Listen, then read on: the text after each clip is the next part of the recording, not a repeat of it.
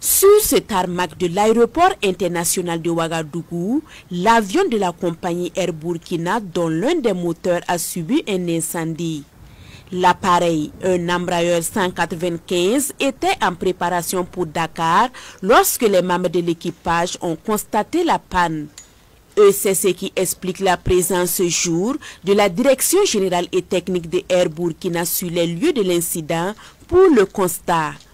Alors c'est après avoir tourné les moteurs que l'équipe technique a ensuite constaté qu'il y avait de la fumée qui s'échappait de l'arrière du moteur.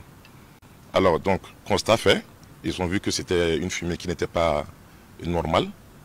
Et alors, ils ont eu recours aux sapeurs-pompiers, justement, qui sont venus faire un constat et qui ont décidé maintenant d'éteindre le feu. Pas de dégâts majeurs, donc pas d'inquiétude à se faire, selon ces techniciens. Des mesures sont déjà prises pour remettre l'avion en vol. On a déjà contacté le constructeur de ces moteurs et qui doit faire venir des spécialistes qui vont investiguer. Et tant que ces inspections ne seront pas faites, l'avion ne sera pas remis en vol.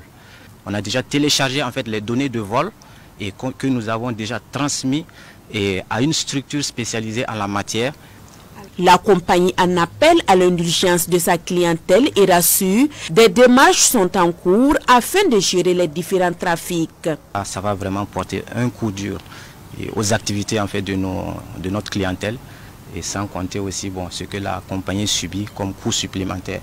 Et parce que dans l'immédiat, il va falloir déjà affréter un avion pour pouvoir transporter nos passagers qui sont là, qui nous attendent toujours. La flotte de Air Burkina compte 2 avions de gabarit Embraer 195 et c'est celui-ci qui volait jusqu'à la date d'hier. Le second aéronef, lui, serait en Tchèque.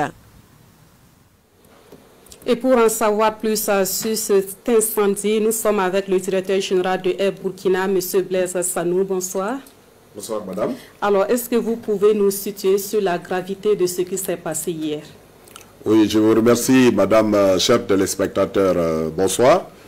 Je voudrais remercier la TNB pour l'occasion que vous nous offrez de donner des éclaircissements sur l'incident qui est survenu sur un de nos appareils hier sur l'aéroport de Ouagadougou. Et je précise bien que c'est à l'aéroport de Ouagadougou, contrairement à ce qui est dit sur certains réseaux sociaux que l'appareil était à Dakar.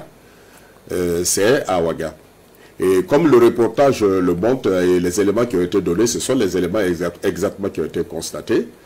Et nous avons pris un certain nombre de mesures conservatoires déjà. Et je voudrais profiter de votre antenne pour remercier les techniciens du jour. Parce que quoi qu'on dise, ils ont été prompts, ils ont été très réactifs.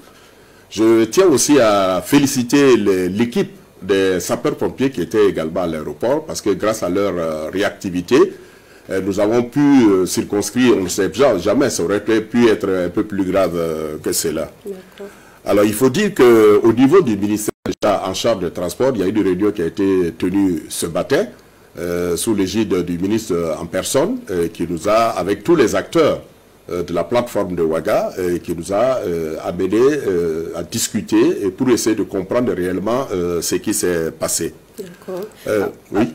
Alors, qu'en est-il, puisque vous êtes un ancien pilote, en la matière, est-ce qu'il y a des signes qui auraient pu alerter sur cet incendie-là?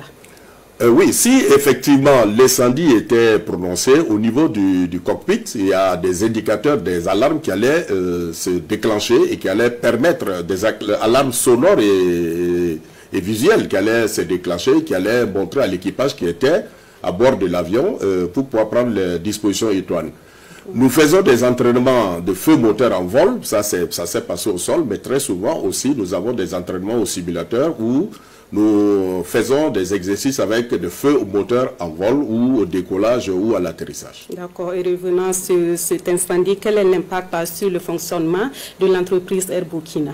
Oui, nous sommes actuellement obligés d'immobiliser cet appareil, compte tenu déjà ce que les techniciens ont dit. Nous voulons voir clair avant de faire quoi que ce soit. D'ailleurs, ça a été une des instructions du ministre en charge des Transports qui nous a instruit fermement de pousser au maximum les investigations pour que nous puissions savoir quelles sont les causes réelles qui pourraient être d'ordre mécanique ou climatique. Et je pense que nous nous sommes attelés déjà à ça, avec ce que les techniciens vous ont dit, le contact avec le constructeur. Mais nous avons demandé aussi à notre partenaire de Kenya Airways de nous envoyer un technicien qui est spécialiste dans l'inspection interne de moteurs, et il sera là le jeudi. D'accord. Et qu'en est-il de la situation des passagers de ce vol qui devait rallier Ouagadougou à Dakar?